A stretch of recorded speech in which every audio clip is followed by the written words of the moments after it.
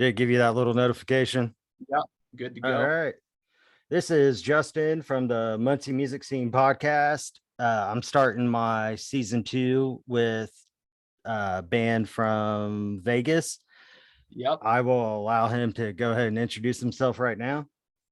Hello, everybody. This is Chad with the band Hemlock from Las Vegas, Nevada. We're excited to be on the show tonight. Check it out. Reason why Chad is on this show is Hemlock is actually playing in Fort Wayne in November. Dave from Biohazardous Records posted a status asking about anyone that could help push the band, push the show, that kind of stuff in Indiana. And I do a lot of flyers and that kind of stuff for Dave and different bands that are on his label.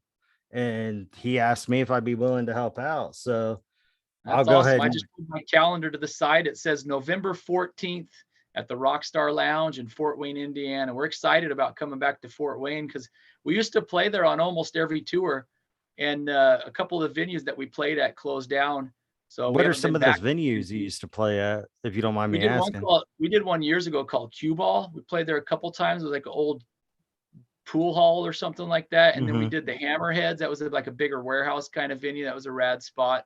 Hammerheads. And then there was one that was just north of Fort Wayne. I can't remember the town, Guernsey or something like that, or somewhere up there. I don't remember, but all three of those are closed now. So we didn't know where to book or anything. So when Dave just messaged me, he's all, man, you guys got that Sunday open after your guys' show in Illinois. So I'd love to have you. And I was like, all right, let me hit you up. So he sent me his number. We talked on the phone and just really hit it off. And Dave actually has been a fan of Hemlock for years and even ordered I do a lot of artwork for the band and everything. And I hand painted a bunch of drum heads for a project we were doing. And he actually bought one of them from us years ago. So he's like, yeah, I got one of the drum heads with the skull on it and the stitch in his eye or whatever. I mean, it was cool. And we know a lot of the same people. So we talked and he got the show set up within like a day or two. And he's all right, November 14th, Hemlock. And then he got Blood of Heroes on it with us. There's another band called Voice of Silas. And then just recently, I found out that he also added our friends from Tucson, Arizona. They're going to be on tour. They just happen to be in town the same time we are. And they're called Like a Villain. So it's a solid lineup. Yeah. It's going to be good. But I've never been to the Rockstar Lounge before. I looked it up online, and our friends in Head PE that we tour with a bunch, they played there. And I looked at the photos. I'm like, man, that looks like a good spot. So we're really excited about coming back. Fort Wayne's been really nice to my own band actually since we came back. We've been playing at a lot of different places there. So you're in good hands with Dave and with Fort Wayne, especially in this new era coming about, you know, post COVID, or we're still in the COVID era. Yeah. It's gonna be hard to ever get away from it all the way, but we just basically keep focusing on positivity and optimism and just keep going forward. We play the kind of metal that we want people to smile and have fun, you know. Bang your head, have a few drinks, have some fun. And it's all about the family, all about the bros, all about the vibe, you know, the girls, everybody. Welcome to the shows. We want everybody to come and be part of the music, you know? Yeah. Speaking about y'all's music, before I tie into my next question, I looked you guys up and I looked at a list of bands you guys have played with. Have you guys played with Hatebreed? A bunch. Those guys are our homies. Yeah.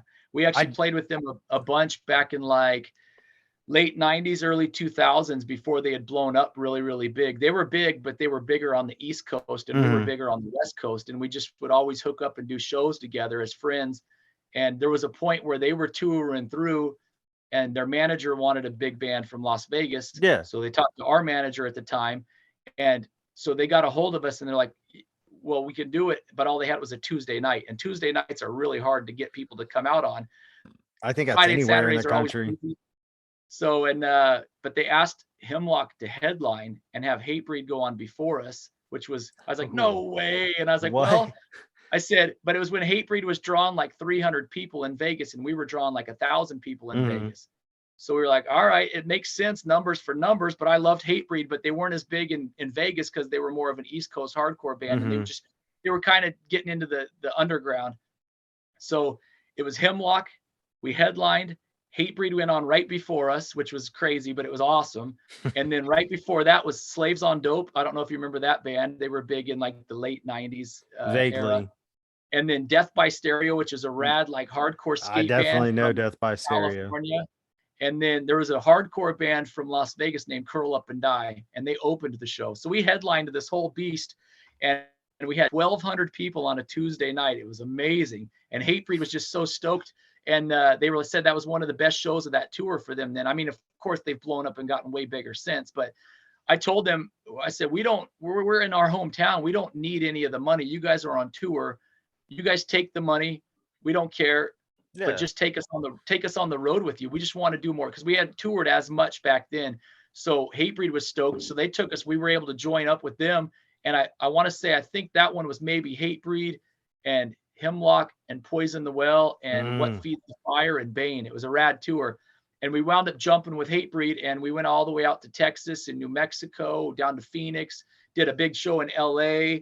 And we just became friends with Hatebreed. So every time that we would try to go out east or they would try to come out west, we would team up together. And it worked really, really well.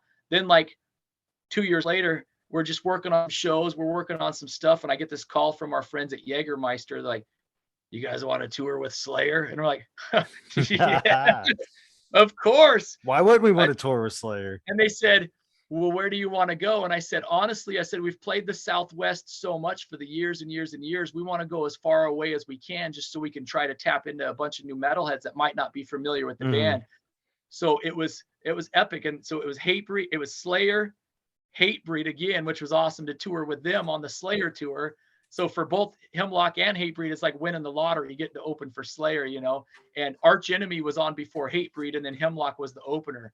So it was rad. It was Hemlock. Y'all played with Arch Enemy too? When Angela was singing still. Yeah, awesome. Dude, Angela's a badass. I still like Arch Enemy, but Angela. Oh yeah, they still kill it. But this was a good era. It was like 2003, I think.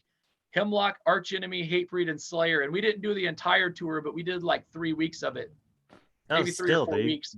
Doing a month of that is awesome. And then at the end of the tour, Devil Drive was supposed to open or something. I think something like that for the Hollywood show. And then Jägermeister called like, you guys want to play with Slayer in LA too? We're like, yes, awesome. So we got to do it with the very, very last show of the tour too at the Universal Amphitheater with Slayer, Hatebreed, and Arch Enemy. It was killer.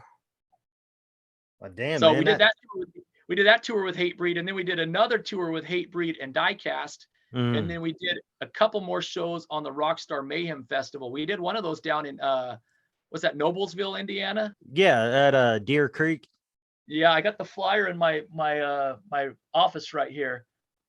That one didn't have Hatebreed. I was thinking it did. The ones that we did with Hatebreed, that one was we did some in New Mexico, Arizona, and we also did Connecticut and New York. But the one we did in Noblesville, I'm sorry, I'm looking at my poster up here. Slipknot, Slayer, Motorhead, Anthrax, Devil Wears Prada, Asking Alexandria, As I Lay Dying, Whitechapel, and then Hemlock. It was awesome. We got to do some of those shows. It was killer. What year was that?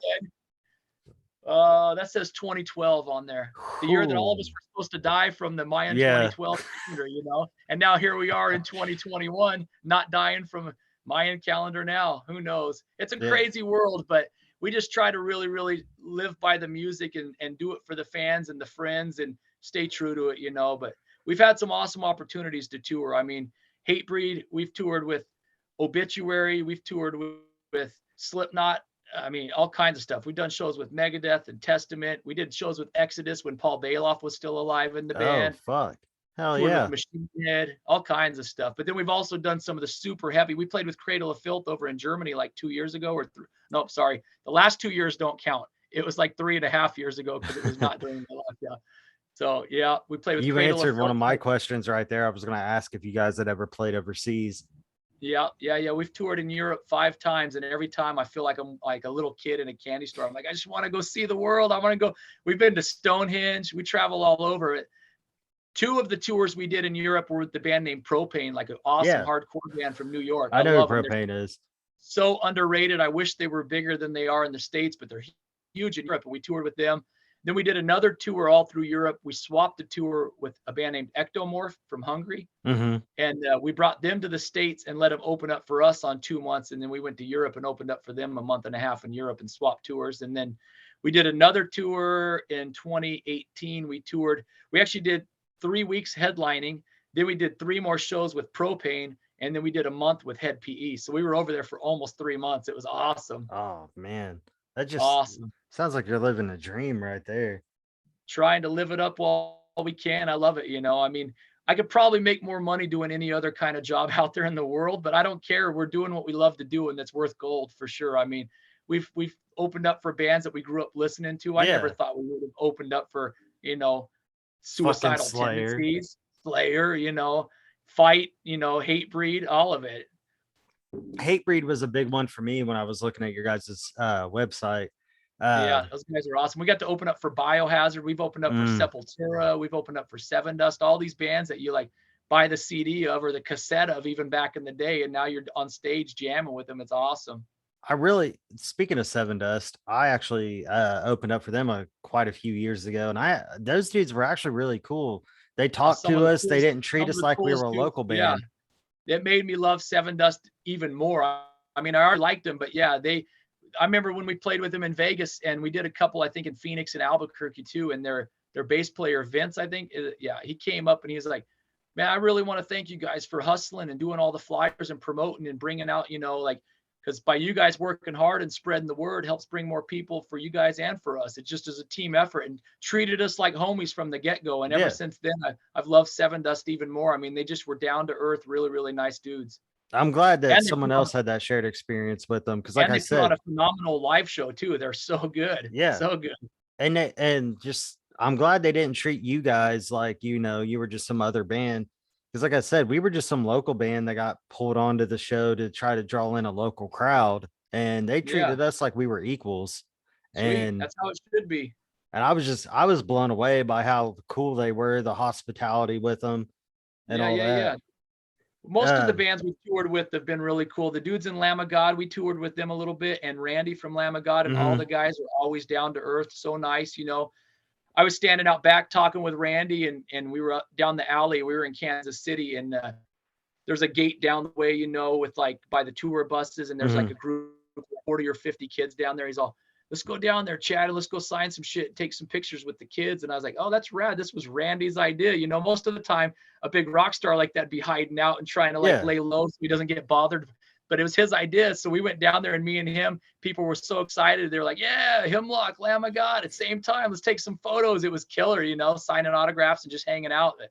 It just made me have another respect for Lamb of God. And the dudes in Slayer, Kerry King's totally nice. Like, people always ask me, like, is he an asshole? I'm like, he's one of the nicest dudes I've ever met. I mean, it's cool. But unfortunately, we have played with some bands where they are a little egotistical or a little too busy or a little too cool. But sometimes you also might catch somebody on tour that's been having a bad day or gotten a fight on the phone with somebody back home or whatever, So I try not to read into it too deep, but it's a bummer when it's like somebody that you really, really love and you listen to all the time. And you're like, oh man, I wish they would have been a little cooler, because I just pictured them to be like.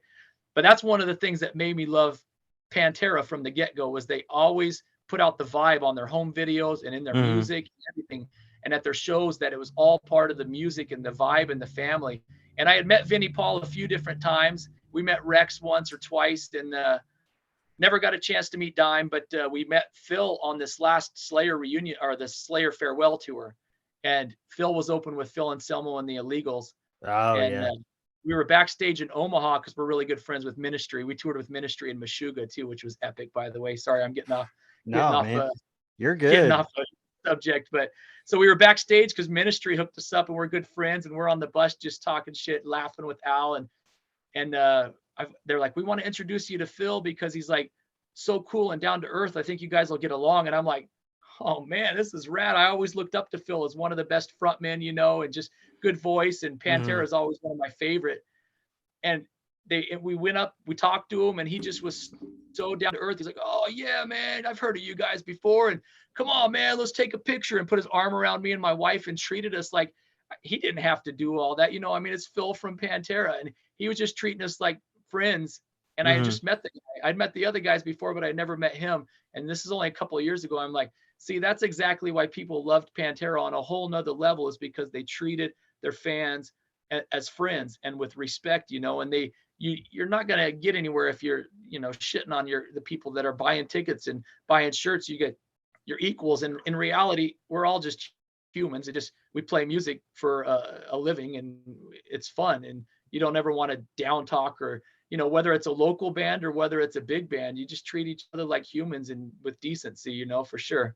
And dude, that was why I was saying in the messages back and forth on Facebook with you, why I was telling you, like, I appreciate you being cool with me. Like, brother, this is my first Zoom interview doing this. Like, I had only been interviewing other local bands around here and getting to talk to you about that. I appreciate it, because the more promo, the better. And now we're homies, and we can do another interview at the end of the tour where you can check in and make sure we're doing all right, and see if the tour went good. You know, I'll fill you in on all the antics. I would love something like that. And man, actually talking about touring ties into one of the questions. Like I told you, I had a little guideline. I was trying to be a little prepared for this. I love it. It's all good. We were talking about tour life, and one of my little hashtags says talk about tour life. One of the things, man, I wanted to just ask, kind of, I've been on like small tours, but nothing like you guys are doing, like couple 2-3 weeks here and there. I just wanted to know, like, what's the ups and downs of, you know, you told me you guys practice a couple times a year because you're on tour majority of the year. What's that like? Like I said, like, what's the ups and downs of tour life in that sense? It's definitely a weird animal that you have to get used to, but I've been doing it so long, it's second nature for me. And luckily I have an amazing wife that helps keep my brain on halfway straight, because we do so much with the touring that it's insane, because we're on a smaller underground level, but we still do these huge shows. So if we're on tour with Slayer, we don't have a bus driver. I drive the bus. So oh shit, really? And the drives are long. So they all go to, like, the bands, usually the big bands go to sleep, and then the bus driver drives, and the drives are longer. Like when we toured with Devil Driver just a few years ago, it's like 10 or 12 hours between drives, but you can't get out of the club until like 1 a.m, because you got to count out merch, and you got to wait till the end of the loadout. And then you have to be there by like noon or 1 or 2 for early load in to get everything in. So there's not much time in there to sleep. So it's crazy. So a lot of the time I'll just crack open an energy drink, even though I haven't drank caffeine in a year since we haven't done any shows. But is this your guys' first tour since COVID? Is this your guys' first tour? Yeah, we did 2 shows last month as warm-up shows, just to get the dust off of everything, make sure the guitars worked, all that stuff, and to get headbanging again. My bad. I didn't mean to change the subject like that. I was just, when you said that, I was like, oh shit. This is our first full tour in the last 2 years. And it's crazy because that's the longest we've ever gone without doing a show since I was 15 years old. So I'm like, I was feeling like a crackhead at home. I'm like, I just want to play some music, you know, and I don't do any kind of drugs at all, but I'm like, I think I'm addicted to rock and roll. I just want to travel and play and see my friends, you know, and I drive the bus, but I also tour manage, I stage manage, I book the tours. I write all the lyrics, I design the merch. My wife helps me, you know, we try to do what we can. So since the lockdowns, we had a little more time. We actually just recently secured a new manager, which has been awesome because it takes a little bit of the workload off of me. Yeah. But then he also got us a new booking agent. But I booked this tour that's coming up. But for the next tour around, hopefully we'll get the booking agent to take the reins, because that'll free up a lot more of my time where I can focus more on the music and the art side of all of it. And then we also got a new publicist. So he's been getting us tons and tons of interviews and press and all that, which is awesome because we want to let people know that we're back at it and that we're touring again. I didn't want to take a break. It's just the world kind of lost its mind a little bit. And luckily we stayed healthy and good through the whole deal.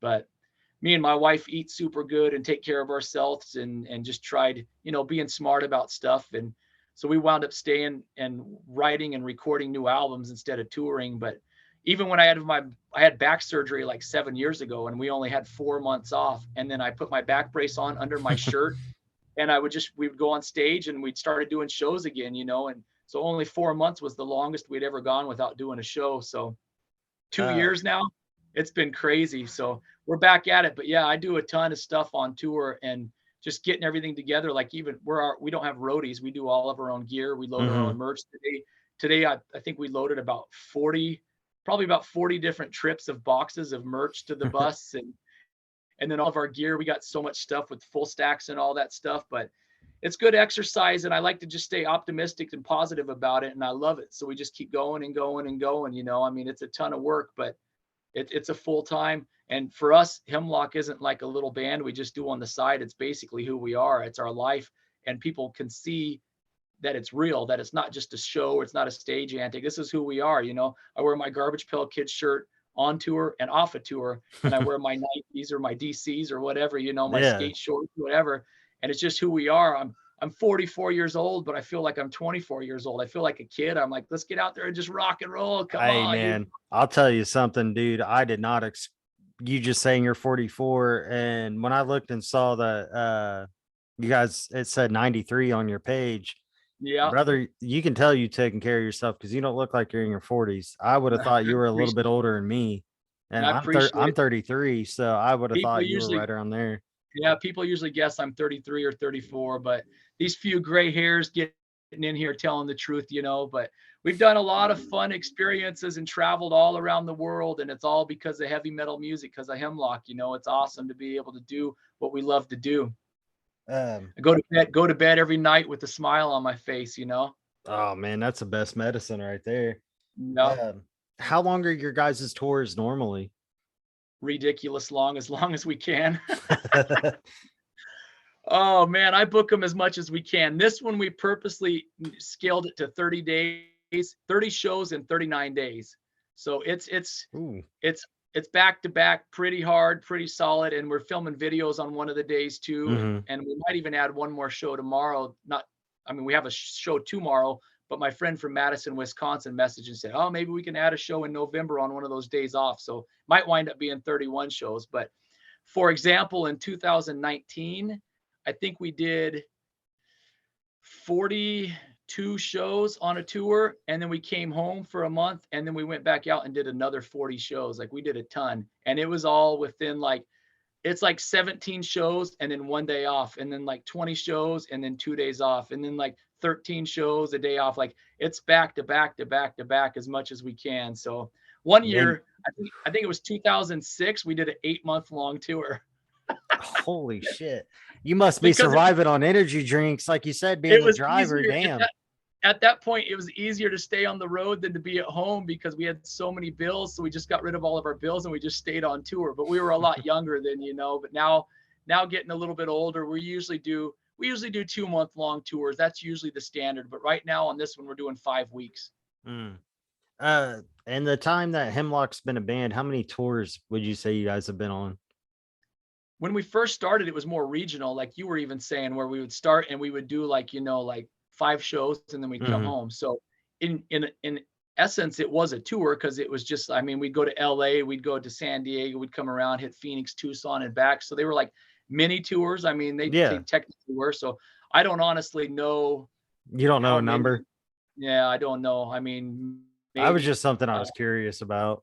Yeah, I'm not sure. I actually have a flyer from every single show we've done, but it's in boxes and boxes and boxes. And so I should have done it during the lockdown, but instead what we did is we wrote new albums instead, but I should have taken them all out. And I would like to tally up how many shows we've done, because it's got to be insane. I think it's probably in the 1,000 shows, which sounds like a lot, but it's also not a lot because we've done so many. But then I saw something recently online that I was like, I think like the Rolling Stones, and there was somebody else like Paul McCartney and some of those dudes where they're like at the 1,000 show marker or something, because most bands usually tour, they'll do like 20 shows and that's it.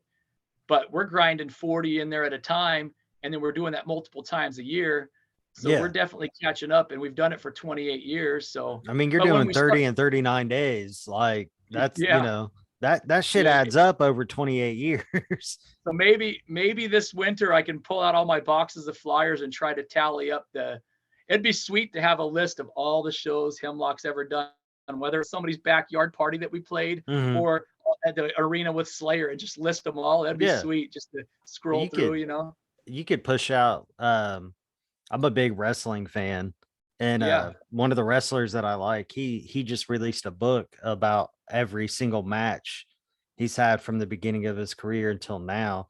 That'd be That's something impressive. cool. I would be interested in seeing like 1993 Hemlock to 2021 Hemlock, and Did he keep a literally journal the whole time? Because that's pretty impressive. he said That's he did. awesome. He's and when he talks about his book, he talks about how he kept track of how much money he was paid each match, where each match was, who the opponent was, where Ah, all that. I'd be interested to see it how your record keeping skills would be yeah. for something like that. Yeah. You'd be like, why in the hell are you still doing this? You wind up putting so much more into the band than you ever make back, but who, you can't always say that you toured with Slayer, and I could say that we toured with them 3 times. I love it. uh Tying into something else I had talking about tour life, who out of I know you probably can't narrow it down to one, but who would you say was one of your favorite bands to tour with? Be it local, mainstream, any of that? I think the Slayer tours were probably like the pinnacle of the high. I mean, it was awesome because it's legendary. It's huge. We got to open up for Korn, and those shows were huge and just epic. And they were nice dudes too. But Slayer fans are just a little more aggressive and a little more rowdy and just more gritty. And I loved it. It was awesome. And the dudes being in Slayer and treating us like family, it was cool to be part of something that big. And the Ministry tours were awesome. Al's a good friend of ours. Like when we go to California, we'll go to the swap meet with him, and we'll go buy weird taxidermy together. And me and Al walking around with our dreadlocks and stuff, and carrying around weird taxidermy. And then we go home and go to his house and spray paint stuff and paint that. He spray paints the taxidermy and then hangs them up on the wall, and they're all crazy, like a yellow yellow antlers on an elk head or whatever, or a caribou or whatever. And it's just fun, weird stuff like that. You're like, man, I'm shopping for weird taxidermy at the swap meet with Al Jorgensen from Ministry. But it was rad because on that tour, that first tour we did with Ministry, because we did 2 different tours with them. The first one we did was with Meshuggah too, and those guys were awesome. And I just was like asking them, I'm like, how in the world can you guys play that tight and that solid every single night at like 9:00 at night when you start drinking at noon? I'm like, that's very, Oh very fuck. impressive. I was like, That's something I didn't know about them. I didn't know they were drinkers. I said, that's crazy. And they were like, that's because it was Veeds. And they were just being funny about it. I was like, that's awesome.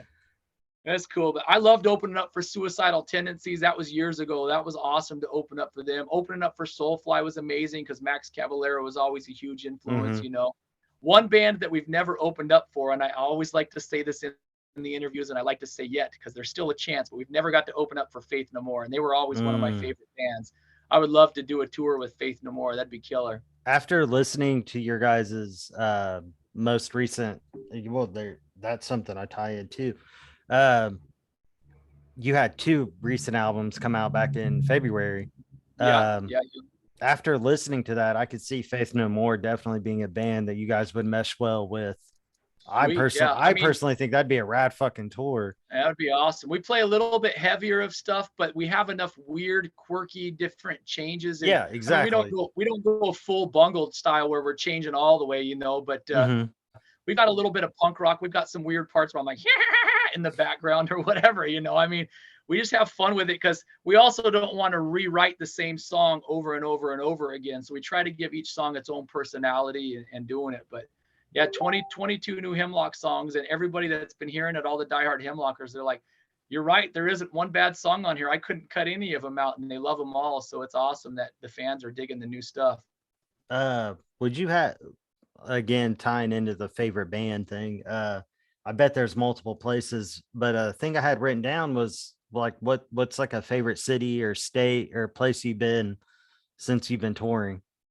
I love everywhere. I mean, of course, Las Vegas is always in my heart because that's where we grew up, and it's just fun to where you can like headline the House of Blues and do that kind of stuff, but you're like on the Las Vegas Strip. But I also like all the weird little towns. I mean, too, we play in Roswell, New Mexico. We played in Miami. We've played in we play in just places that a lot of people don't go to, like let me think of off the path kind of. We play in Piedmont, South Dakota. It's pretty close to Rapid City, South Dakota, but people don't know where Piedmont is. We played up in Sequim, Washington, up there by like where they filmed the Twilight movies, and it's just It's out on the peninsula, out northwest of Seattle. And our friends from Pahrump, Arizona moved up there. Like, you guys want to come play in Sequim, Washington? I'm like, sure. I don't know where it's at, but we'll look it up and we'll be there. Yeah. And it was an awesome show. We had like 300 people on a Wednesday night. It was killer. Oh, hell So yeah. we play anywhere and everywhere. We play in Ukiah, California, just north of the Bay Area and up there by the Redwood Forest. But then we also play all the huge cities. I mean, I love San Francisco. I love Los Angeles, Chicago, all of them, New York City. We play where Dallas is always awesome. Texas has a huge metal scene. We love playing there. But then when you go overseas, I'm like a little kid over there too. I'm like, oh man, we get to play in Budapest, Hungary tonight. This is awesome, you know. And some of the people don't speak English, but I was getting ready to ask, is there a language barrier? Yeah. Especially when we went over into like Slovakia and stuff. There was a couple of dudes there that spoke English, and they like to practice their English with the American bands when they come over there. So I met friends with this kid named Martin. I'm like, Martin, I'll give you a fucking free shirt if you like can walk around with me throughout the night and translate for me, so that way I can like talk to the fans, you know. So it was cool. He walked around all night long and had a good time, you know. And so yeah, there's definitely a language barrier, but I really overseas, I think that Paris and Prague are my two favorite cities. I love them, but I like everywhere. There's a town in Germany called Besigheim that we love. I love Bremerhaven, Germany. Munich's beautiful. Actually, we've done so many shows in Germany. We've done probably like 30 different cities in Germany, and every single one of them, they love metal. It's awesome. I mean, everywhere you go, Hamburg and Frankfurt and down in, what's the other one down there?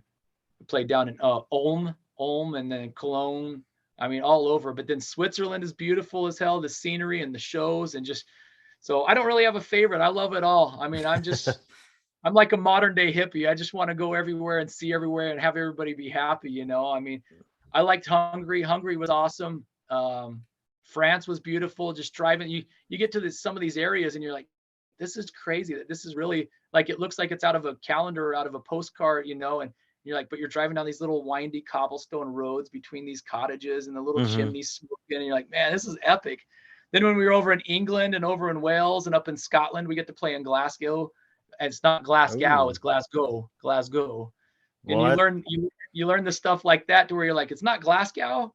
And they're like, no, it's Glasgow. And I was like, all right. Or Edinburgh, Edinburgh. You know, you gotta learn how to. Everyone calls it Edinburgh. Yeah, Edinburgh. They said it's like bread and butter, but without the B's, Edinburgh. And I'm like, oh, or how, I guess something like that. I don't know. But, and then over in Wales, there was a city that we played, and it's Llandudno. I think it's something like that, but it's pronounced Llandudno. And you have to do like this roll with your tongue. Yeah. I don't know. It's sure. So I love that kind of stuff too, where you're like in these cities, you're like, tell me how to say it, you know, teach me some words, teach me some of the swear words too. You know, you learn these bad words over it. It's just funny. And then you make friends, and Ireland is beautiful. Northern Ireland is beautiful. I mean, we've been over there in Belfast and been down to Dublin and all that. It's just cool. And then when you're driving through England and you see castles and stuff, you're like, no way. And me and my wife, we went to the King Arthur's castle. I didn't know. I mean, I thought King Arthur was like a kid's story, and you know, you hear the stories, but I had learned it, but I just never really like put it into place that like, this is where he was, you know. And you get there, and of course, I'm sure that Disney or all Hollywood or whatever has played up on the story of it, but that's where his castle was. And I think you say Tintagel is how it's called in England. And it's over on the West Coast. And it was just so cool. And I'm like, this is why there would be a king here, because you see the rubble and stuff. And there's this stream coming down, and the stream comes down and goes off the cliff into the ocean. And it's just so beautiful, like a waterfall right there. That water falls into the ocean? Water falls into the ocean. And then you take these wooden steps down between, and the waves are splashing. And there's this cave off to the side. And we were reading the signs, and there was somebody there. They were telling us, they said that cave down there is where Merlin used to do his potions and his spells and stuff, like Merlin the magician. And I was like, of course it was like chemistry, but back then they didn't understand what chemistry was. So they thought he was magic. A magician. But the way that the tide would rise with the ocean is the tide would come up, and it would make the entrance to his cave non-accessible from how you'd walk down on the rocks to get to the cave. So he could be left alone for days working on all of his potions and his spells like a crazy madman down there. And then when the tide would lower, he could come back up and come up to the castle and show him what he figured out. And I was like, that is crazy that this is where this was. That is awesome, you know? And then like Nottingham's castle and Sherwood Forest. I mean, it just goes on and on and on. I love the history of all these places. And then we get to go to a club and go do a show that night and meet all the people from the area. And it's awesome. I love it. I still enjoy it every day, even after 28 years, you know? And that's awesome that you can still enjoy it after 28 years. I mean, I know it's a job and you were talking about bills, but I mean, they say the best career is something you can enjoy and have a smile from. And Exactly. just listening to you talk about it, especially after 28 years, you fucking remind me of like the teenager talking about, I'm going to do this. I got to do all this, like just the excitement in your voice. And it translates through just the screens and the microphone. You can definitely tell that you enjoy being the musician, being a traveling musician, being able to enjoy all the sights and everything. And one thing that caught my attention, your wife comes with you. Does she come to some of them or all of them? No, she helps so much more. She's kind of like the fifth member, but she doesn't ever want to be on stage. She just has been with me for 20 years and she sells the merch. She helps drive the bus if I've got to take care of business, but the other guys don't drive. It's a 35-foot bus. And or if my leg starts to cramp up, I'm like, hey babe, I need you to drive. Or on some of those long drives, like when we're on tour with Slayer or Devil Driver, I have to stay up after a show exhausted and drive till like 8 or 9 in the morning and see the sun come up. And then I go back and I wake my wife up because she's sleeping in the bunk. And I'm like, I need you to take over driving. And then she'll finish the drive. So I try to squeeze in 5 or 6 hours of sleep. Then we get to the club and we're like, all right, wake up. It's time to load in. And we load in all the gear because we don't have roadies. We do it all ourselves. And then we load in and we sound check, get something quick to eat, do some stretches. And then your show starts. And then you got to rock again. And then you do it the next night and the next night and the next night. And it just goes and goes and goes. But she goes everywhere with us. She makes sure we always has enough gas money to get to the next town.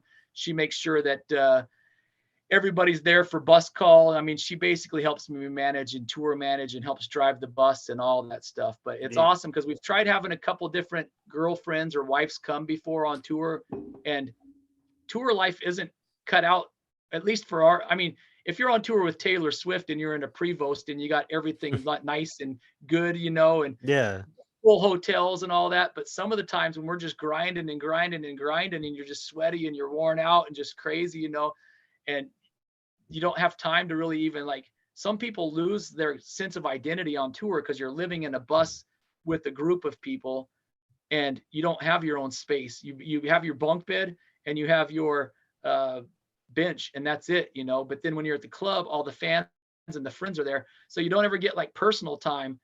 But that's what's cool about it is you also get this really tight knit family camaraderie, you know, on tour, to where you have all these inside jokes and you could say something that doesn't even make sense, but everybody else gets it because you're just around each other so much.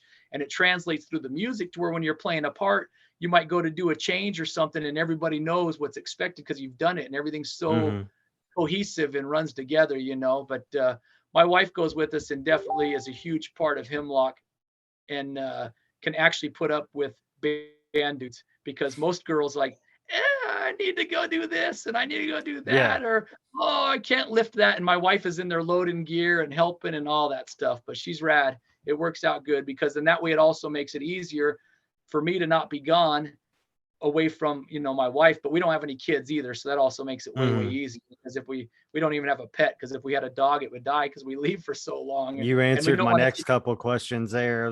Kids, dogs, pets. And we don't want to take a dog on the road because then the bus would always smell like dog hair and then you got to clean up the shit and whatever, you know, and all that. So no pets, no kids, just freedom. That way we can travel the world and go see these sites and go do it together and experience life together. So it's fun. And then my brother's the drummer. So we started the band when I was 15 and he was 17. So it's cool to have my brother where we can travel the world and have these accomplishments, whether they're small or big, you know. I mean, it's just all part of the chapters of the book of Hemlock. You know, it'd be fun to do a book like you're saying down the road where you get the little chapters or the short stories talking about crazy this and that or whatever, you know. I mean, we've got so many stories and so many crazy experiences just from living on the road that it would be fun to do a book one of these days. I definitely think that could be something that's especially with just your guys' history and the amount of time you guys have been doing this, a book, something, even if you did Yeah. like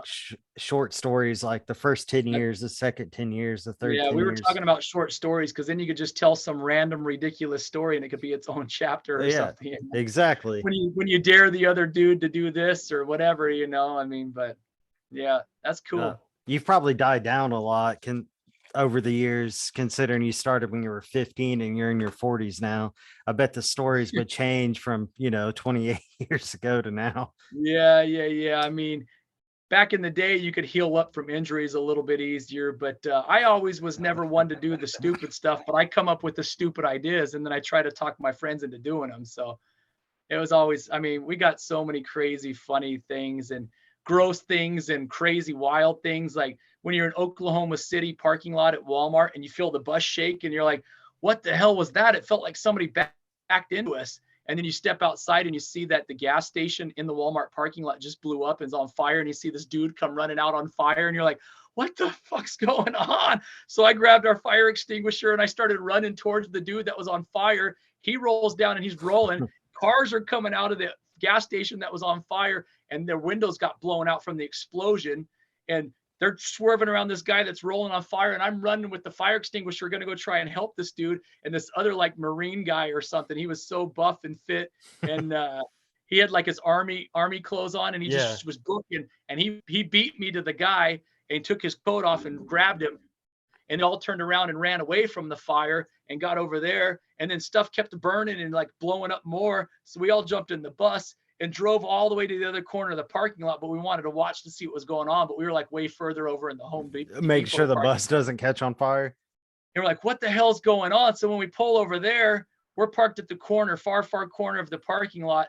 And at the intersection, these cars are going, and by then there's black smoke and fire everywhere. And these cars are coming at the intersection and they're watching the fire. So then they get in a wreck right at the intersection. And this old dude gets out of the car and he's holding his bloody head and he's like stumbling on the sidewalk, like, what the hell is going on in Oklahoma City? And the helicopter's coming in and we're like, this is insanity. This is like a Hollywood movie, but this is really happening. This is crazy. So then the dude got okay. I mean, the guy that got in the wreck wasn't hurt bad, but he was dazed and bloody. And then we found out later that the car at the gas station blew up. He lived, but because he had a mobile meth lab in his car and it blew up at the gas pump. And I was like, what the fuck? So stuff like that would be great short stories where you're like trying to describe it. You're like, what in the world? And then you go and you do a show that night and you're like, man, I saw the craziest thing today here in town. And you tell the story on the microphone and people are like, oh man, only in Oklahoma City. I'm sorry you had to deal with that. Yeah, man, you could run your own little short story YouTube channel, just short stories with Chad. Like, yeah, that's awesome. You said you guys have been to Indiana before. Obviously the where and when may be a little hazy, but we talked about that a little bit. But we played in Fort Wayne a few times. I named those venues. I think we played in Portage, Indiana, with Kitty. I don't remember. You remember them with the girls? We played in Portage, Indiana with Kitty, and we played in whatever's right there close to Portage. Is Sturgis in Indiana? That's right there too, huh? And it's not in Indiana, but it's right next to Indiana, I'm pretty sure. And then we played.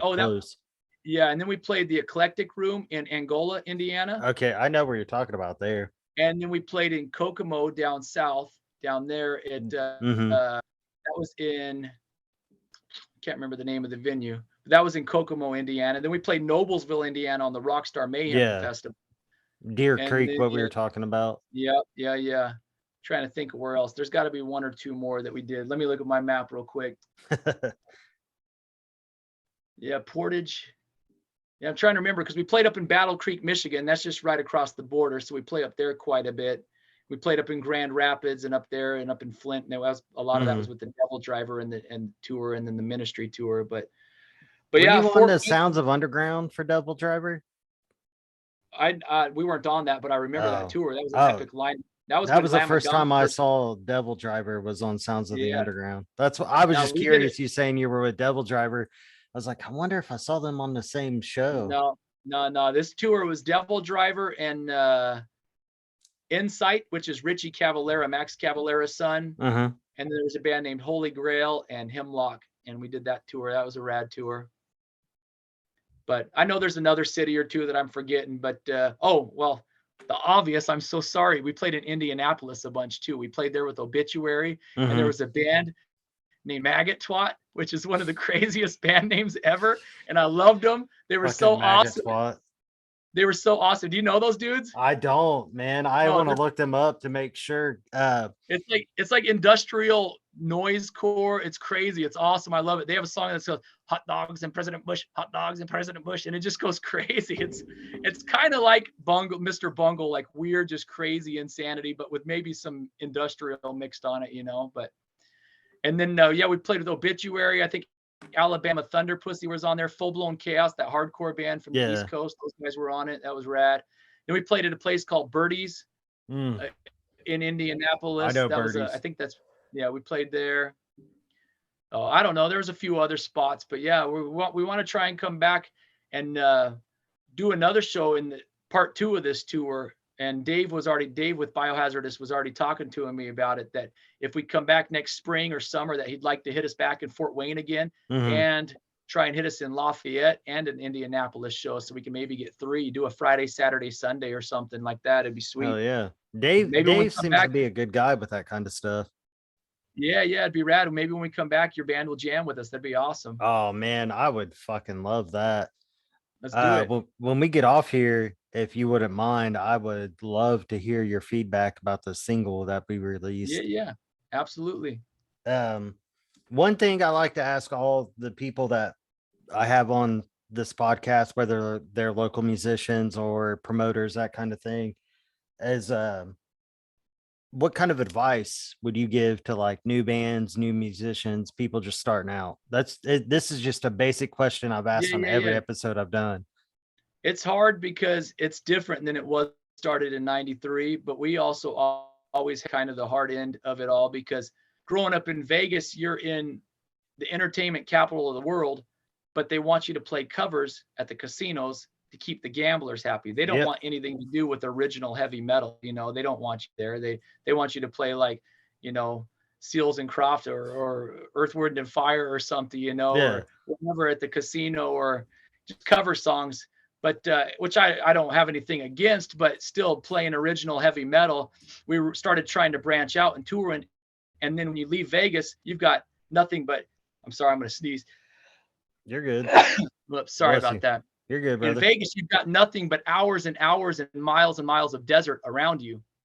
So it takes you 4 or 5 hours to get to Los Angeles, and it takes you 5 hours to get to Phoenix. It takes you 8 hours to get to Albuquerque. It takes you 7 hours to get to Salt Lake, 8 hours to get to Reno. So when you're young like that, you realize we got to come up with gas money to get to these shows, because we didn't have a booking agent and we still needed to be able to get there. So everybody had to chip in their own money and do it. And you got these long drives. But then when you're on the East Coast, you might be in Hartford, Connecticut, and you could drive an hour and be in a whole new market. And then you could drive another hour. So you can get into New York City, and then you drive around and you get down into New Jersey, like 45 minutes or an hour, or then you cut over and you get back down over to, you know, you've got so many things that are so close. You can get down into Washington, D.C. Now, of course, if traffic is bad, it'll take you 7 hours because it gets so bottlenecked out there, you know. But you can get up into Boston, and you got so much more cities close, that I think that starting out as a band on the East Coast might have technically been easier, because you don't have to come up with all that crazy overhead to travel shorter distances between, and you could build up regionally a lot easier than driving 8 hours through Tortoise Land and Cactus Land to get to the next show, you know. So it was hard for us to get started, but we did it, and we started branching out more and more and more. And then from there, we expanded from the Southwest and started getting more to the Midwest. And then now we go worldwide. One of the things that I wish I could have realized was, and we did it years later, but you got to keep your overhead as low as you can, because if you're on tour and you've got all these bills back home, driving you nuts, sitting in the back of your brain. There might be some times where you come home and you only make $200 or $300. That barely pays for a cell phone bill nowadays. But if you've got an apartment and it's $1,000 a month and you're going to be on a 2-month tour, that's $2,000 just for your apartment to sit empty. So it's really, really hard. And back in the day, you used to be able to get a record label and you could get signed and you could make a living. Now you have to get rid of your overhead to be able to tour and travel so you can do what you love to do. Is basically my best advice, is try and keep your overhead as low as you can. Try not to get expensive truck payments. Try not to get expensive insurance, whatever you can. I mean, of course you need to have your own quality of living, but then also, like you were saying earlier, like once somebody in the band has kids and you've got to start worrying about taking care of other people that rely on you, you got to man up and take care of your family. It makes it way, way harder. So not saying that you're not allowed to get married or have kids or whatever, but you got to get creative with it and maybe not live in Los Angeles where you got to be a millionaire to be able to just live comfortably. Because then if you have a huge overhead, you're going to be working the entire time to cover your rent or your mortgage versus being able to tour. So me and my wife, we actually relocated to the Midwest. We moved from Las Vegas to Iowa about 15 years ago in order for us to be able to still continue to do Hemlock. And we didn't know anybody here. We just were like, we just want to be able to tour.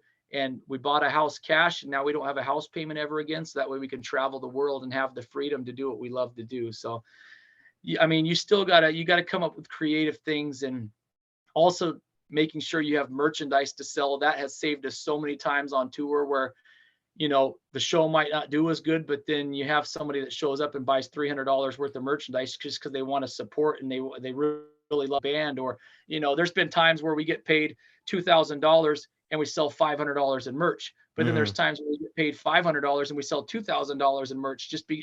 It's all over the place. But selling T-shirts and CDs and all that stuff just helps the band keep going, and it's cool because then people are wearing your stuff and slapping your stickers on their cars and on their guitars and all that. So merchandise is another huge.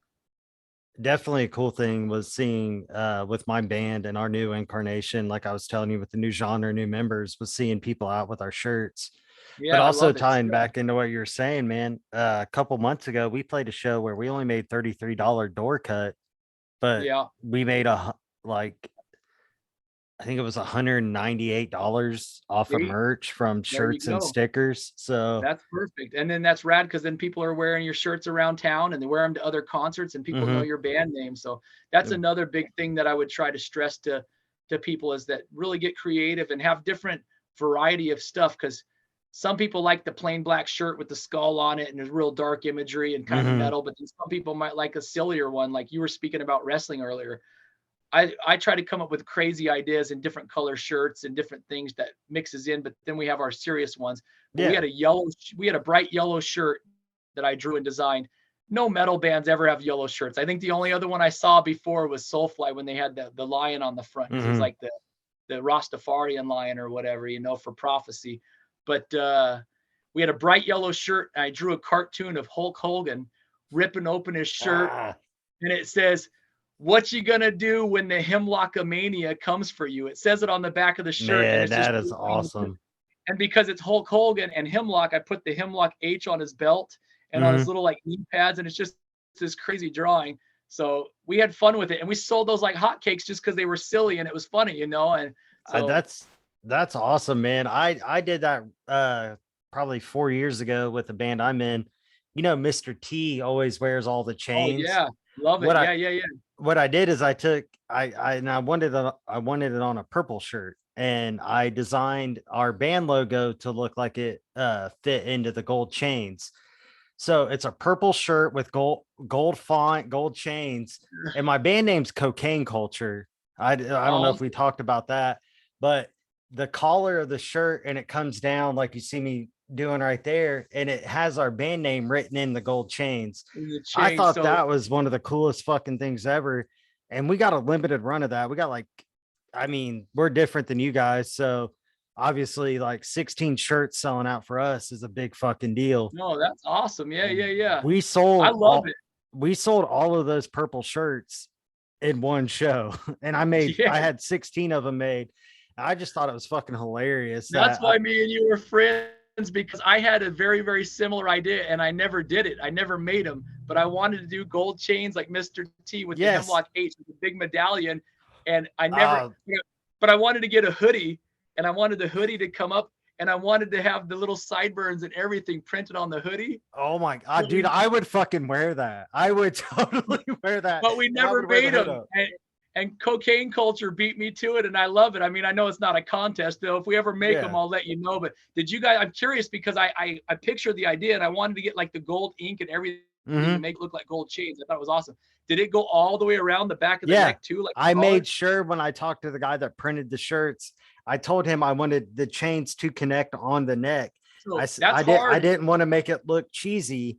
I wanted it to look real. And that's hard for a silk screener to do. And I love that your silk screener actually went through and did it. That's awesome because they got to like line it and flatten it all down and screen print it. That's killer. Oh, you got to send me a picture. You got a picture of one of those shirts? I definitely do somewhere. Yeah. When you dig one up, send it to me. I love it. That's awesome. And the fact that it was on a purple shirt makes it even better. I love it. Dude, that's then I think, man, I'm big in like meeting people, and like there's reasons why you meet people and that kind of stuff. And tying in with everything you were saying, I book all my band shows. I do my band's art. I do my band's flyers. I'm the one that designs all of our merch. I design our covers for our albums and all that. And hearing you talk about it, it's cool to me to hear it from someone that has fucking almost 30 years of experience doing it. Cause you got literally like 5 times the amount of experience I do. Cause I've only been doing this kind of work with, like I said, booking, cover art, all that for about 6 years now. So hearing that it worked out for you, that it's doing well for you, man, that gives me hope. No, that's rad. I'm glad to hear it. I'm excited to see some of your, you have to send me some of your rad poster designs and stuff too, because I like getting creative with those. I mean, on a lot of these long tours, I'll come up with an ad mat and I'll usually have 2 or 3 designs and let the venues choose which one they like. But I just always like to make them real like eye catchy. But then also I like the band logos to actually be like where they stand out and they're readable, because sometimes it's hard to read if it's too jumbly or whatever, you know, and certain colors work better, you know, with like, well, that white will pop right here with that or whatever, you know. So and that's dude, cool. That's a big thing with me. Like I was telling you with Dave, I do a lot of his band's flyers and things like that. He's really cool about kind of giving me my free will. Hey, you do this, this, and this. I just need this info. You make it look right. You make it look cool. So, dude, I completely get the colors, making everything pop in a different way, not wanting to stack everything in like a small area. You want to be able to have the stuff breathe and make sense. Dude, and that's awesome. We actually have my cat is Brian. Sorry, dude. My cat's like looking at me like, hey, motherfucker, feed me. Brian, you're okay, Brian. Sorry, I named all my cats' names are like actual human names. I have human Brian names. And Chris. Awesome. Yeah, that's awesome. We I was trying to think of what. Oh, we had a flyer before that I actually put Mr. T on. All of our music, we always write the lyrics real positive and real powerful and just real optimistic. But then our videos and some of our T-shirts, we just have fun and we fuck around and just have fun with it. So we actually had a flyer for a few shows before that had Mr. T on it, and he had all of his chains, and it said, "I pity the fool that misses this Hemlock show," and then it had the date. We've had your video's cutting out a little bit. So many different posters and flyers over the years, you know, and just different things that you can like. Yeah, yours was a little bit choppy too. I don't know if it's me or you. Sorry about that. We're both catching up. I hear you good now. Can you hear me okay? Yeah, right, we both caught up to each other. A little bit. Yeah, I pity the fool who doesn't have good Wi-Fi. It's probably me. I'm in small town Iowa. It's probably me. Don't have good Wi-Fi. Man, I'm in small town Muncie, dude. It ain't much different. Yeah. I don't know how long we've been talking here, man. I know we talked about having a timeline on this, but I've enjoyed talking to you, man. I haven't done a Muncie music scene interview with the exception of my own band in like 4 or 5 months. So I've enjoyed actually having this conversation with you. Yeah, been rad to visit. We're right at about an hour, and I don't want to cut you off if you got more questions and stuff. But I guess if somebody's just checking it out right now, we should probably hit the info about the show again. About that was my next 14th. question. Actually, was what can Fort Wayne on November 14th? This is something Dave wanted me to ask. What can Fort Wayne expect from a Hemlock show?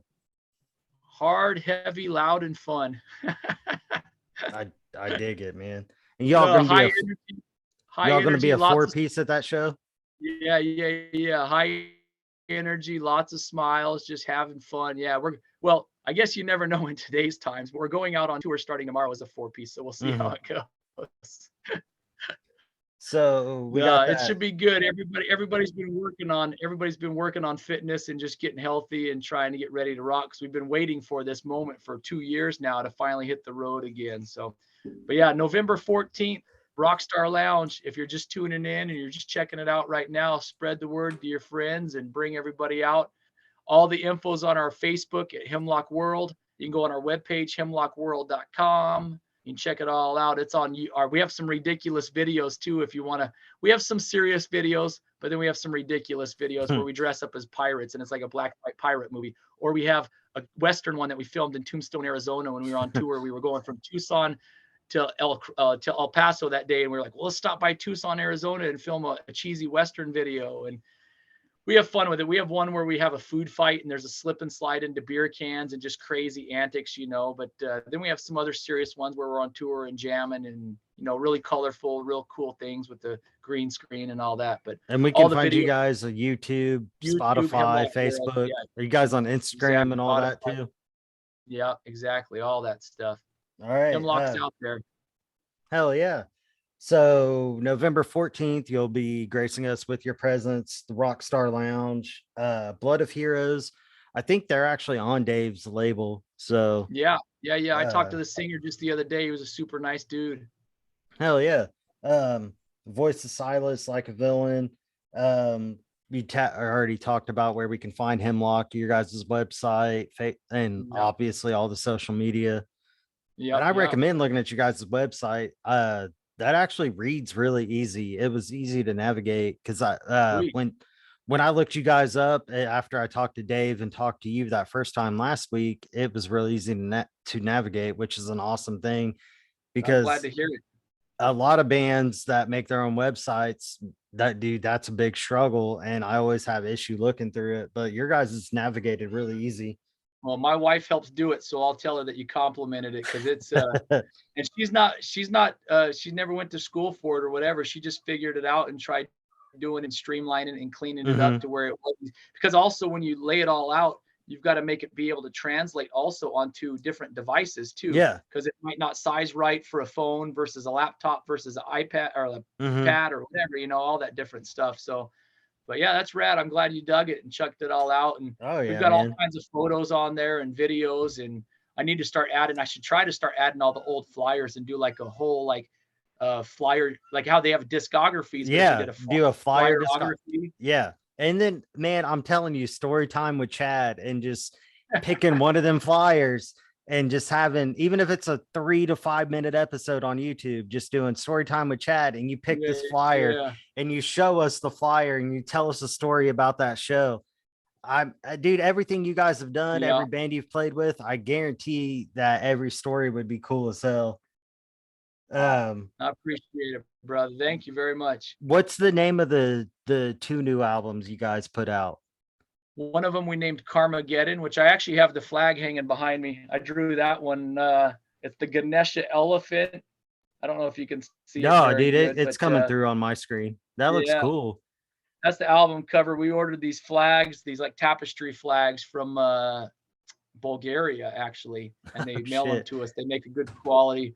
We toured with the band from Bulgaria through Europe, and they make these really cool, like lightweight banners and flags and stuff. But that album right there is called Carmageddon, kind of like Armageddon and karma mixed together, basically saying if you're a jerk and you do stupid shit and you're looking for a fight and you're looking for war, that's what you're going to get. But if you're a positive and you go out there in the world and you really try to put positivity out there, then your life is going to be better and easy going. So basically, don't be a jerk, don't be a dick. Go out there and actually be a nice human being and treat people with respect and do what you love to do and try to make the world a better place. So Carmageddon, we're not looking for war. We just want to play some heavy music with tons of power and fun. And then the other album we named Violence and Victory. Let me see if I got here